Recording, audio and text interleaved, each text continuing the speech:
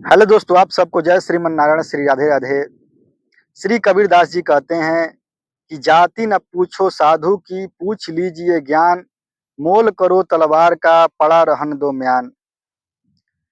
इसका मतलब होता है कि किसी साधु या व्यक्ति का जाति नहीं, बल्कि उसका ज्ञान, विवेक और आचरण देखना चाहिए। जैसे तलवार की कीमत उसकी धार से होता है, म्यान यानी खोल से नहीं।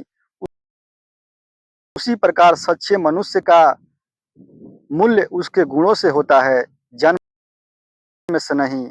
और कहा जाता है कि मनुष्य जन्म से महान नहीं होता है, अच्छे कर्म करने से महान होता है। भगवान श्री राम ने अच्छे कर्म किए थे, इसलिए रामचरितमानस गाया जाता है।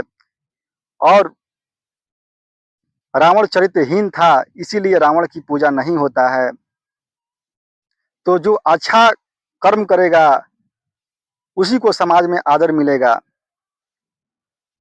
और जो अच्छा कर्म नहीं करेगा उसको समाज में उसको मान सम्मान नहीं मिलेगा। और बुद्धिमान व्यक्ति माया को प्राप्त करता है, और विवेकवान पुरुष भगवान को प्राप्त करता है, क्योंकि विवेकवान ही भगवान को प्राप्त कर सकता है। क्योंकि विवेक जागृत होने के बाद ही सत्य और असत का ज्ञान होता है, और जब सत्य और असत का ज्ञान होता है तो वो सत्य के मार्ग में चलेगा तो भगवान को प्राप्त कर लेगा। सत्य क्या है? भगवान का नाम सत्य है, भगवान की कथा सत्य है, शास्त्रों में जो बात लिखा है वो सत्य है, भगवान की लीला सत्य है।